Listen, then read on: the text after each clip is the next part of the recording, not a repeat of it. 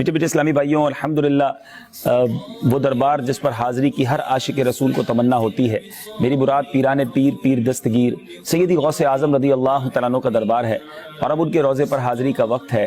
آج بڑی 11ویں شریف ہے بغداد شریف میں، اور ہم انشاءاللہ وہاں روانگی کے لیے تیار ہیں۔ انشاءاللہ دربار غوث میں جا کر عرض کرنا ہے جو دور سے عرض کرتے تھے کہ جھولی کو میری بھر دو ورنہ کہے گی دنیا، ایسے سخی کا منگتا پھرتا ہے مارا مارا۔ انشاءاللہ آج غوث پاک کے در پر جا کر جھولی بھر کے آنا ہے، انشاءاللہ ان سے عرض کرنا ہے، کیونکہ ان کے مرید ہے نا، کہ میری لاج رکھ لو یا غوث، میں مرید ہوں تمہارا۔ انشاءاللہ غوث پاک تیرے ہاتھ میں ہاتھ میں نے دیا ہے، تیرے ہاتھ ہے لاج یا غوث اعظم۔ غوث پاک میں ساری زندگی پڑھتا رہا، یا اللہ بروز قیامت غوث پاک کے غلاموں میں اٹھانا۔ یا غوث اعظم آج آپ کے عرس کی رات ہے، آپ کے مرید آپ کے فقیر دور سے آئے ہیں، آپ ہی کا فرمان ہے کہ نیک مرید میرے لیے اور میں گناہگاروں کے لیے ہوں۔ غوث پاک آپ کے گناہگار مرید آئے ہیں، ہماری جھولی بھر دیجیے، جھولی کو میری بھر دو ورنہ کہے گی دنیا، ایسے سخی کا منگتا پھرتا ہے مارا مارا۔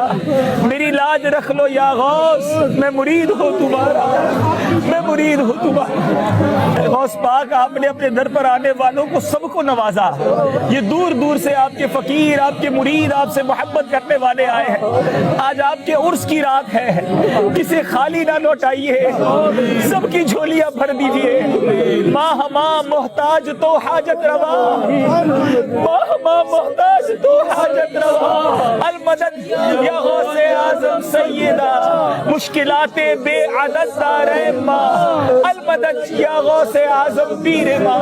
امداد کن امداد کن، از بند غم آزاد کن، در دین و دنیا شاد کن، یا غوث اعظم دستگیر، یا شبیر یا شبر، یا عثمان یا حیدر، دفع شر کن خیر آور، یا شبیر یا شبر، یا سید شاہ سلطان شیخ عبد القادر جیلانی شیئا للہ۔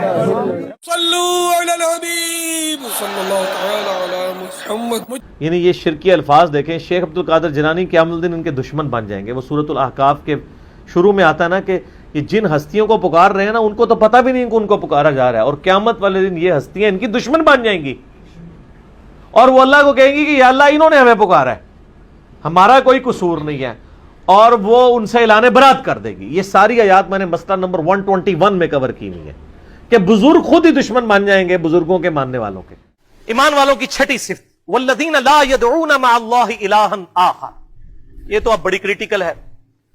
اللہ کے ساتھ کسی اور کو دعا کے لیے نہیں پکارتے وہ لوگ، یہ ان کی نشانی ہے۔ یہاں عبادت کا ذکر نہیں آیا، دعا، کیونکہ اللہ کو پتا تھا سب سے زیادہ شرک کی دعا میں ہونا ہے۔ اللہ کے ساتھ کسی اور بھی الہ کو دعا کے لیے نہیں پکارتے۔ اللہ اکبر۔ اور یہ پہلی کمانڈ ہے 10 کمانڈمنٹس میں، سورہ بنی اسرائیل آیت نمبر 23، وَقَضَىٰ رَبُّكَ أَلَّا تَعْبُدُوا إِلَّا إِيَّاهُ، اور تمہارے رب نے یہ بات طے کر دی تھی کہ مت پوجنا کسی کو سوائے اس کے۔ یہ پہلی کمانڈ ہے توحید۔ یہاں پر میں کراس ریفرنس کے طور پر کچھ آیات اس مضمون کے ساتھ انصاف کرتے ہوئے ضرور بیان کروں گا۔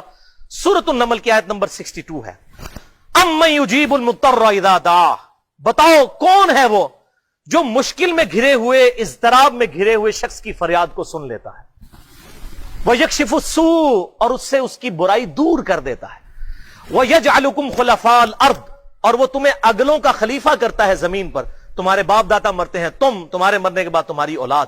اِلَٰهٌ مَّعَ اللَّهِ، کیا اللہ کے ساتھ کوئی اور الہ بھی ہے جو مشکل اور پریشانی میں گھرے ہوئے شخص کی تکلیف کو دور کرتے؟ تو اس میں آیت میں اللہ تعالیٰ نے واضح کہا کہ جس کو مشکل اور پریشانی میں مدد کے لیے پکارا جائے وہ الہ ہے۔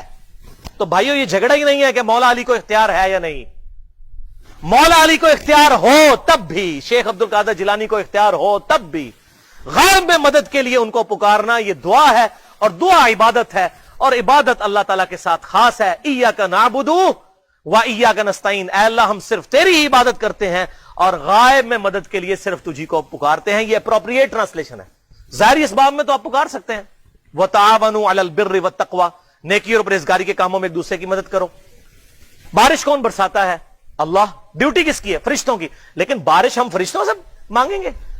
فرشتوں بارش برسا دو کہ گرمی کا موسم قریب آ رہا ہے، میرا سلام پہنچا دو کہ خادم تمہارا قریب آ رہا ہے. فرشتوں کو ہم پکار ہی نہیں سکتے. ہم اللہ کو پکاریں گے، چاہے درود ہوگا تو اللہم صلی علی محمد وعلی آل محمد، دعا ہوگی تو اللہ ہی کو پکاریں گے. یہی اللہ کے محبوب صلی اللہ علیہ وسلم کی تعلیمات ہیں. اسی لیے ہم ہر نماز کے اندر ہر رکعت میں عہد کرتے ہیں ایاک نعبد و ایاک نستعین. اور جامع ترمذی، ابو داؤد اور نسائی اور ابن ماجہ میں حدیث ہے اب دعا هو العبادہ، دعا ہی تو عبادت ہے. پھر آپ صلی اللہ علیہ وسلم نے اپنی بات کی سپورٹ میں سورۃ المؤمن کی آیت نمبر 60 تلاوت کی، ادعونی استجب لکم، اے میرے بندے مجھ سے مانگ میں تیری دعا کو قبول کروں گا. ان الذین یستکبرون عن عبادتی، بے شک جو لوگ میری عبادت سے تکبر کرتے ہیں، مجھ سے دعا نہیں کرتے، سیدخلون جہنم داخرین، ایسے لوگوں کو ذلیل و خوار کر کے دوزخ میں داخل کروں گا جو مجھ سے دعا نہیں کرتے. اس پہ میں نے آیت نقل کی تھی، وہ سورہ الاحقاف کی آیت نمبر 5 اور 6، وَمَنْ أَضَلُّ مِمَّنْ يَدْعُو مِن دُونِ اللَّهِ، اس سے بڑھ کر گمراہ کون ہے جو اللہ کے علاوہ اور ہستیوں کو پکارے، مَن لَا يَسْتَجِيبُ لَهُ يَوْمِ الْقِيَامَةِ، جو قیامت تک اس کی بات نہیں سن سکتی. وَهُمْ عَنْ دُعَائِهِمْ غَافِلُونَ، بلکہ وہ تو ان کے پکارنے سے خود ہی غافل ہیں. وَإِذَا حُشِرَ النَّاسُ، اور جب قیامت والے دن لوگوں کو جمع کیا جائے گا، كَانُوا لَهُمْ أَعْدَاءً وَكَانُوا بِعِبَادَتِهِمْ كَافِرِينَ، تو وہ خود ہستیاں ہی ان کی دشمن بن جائیں گی اور وہ ان کی عبادت کا انکار کر دیں گی. یعنی اتنا ڈر جائیں گی اللہ سانو نہیں نے پکاریا، پتہ نہیں کیوں پکارتے رہے.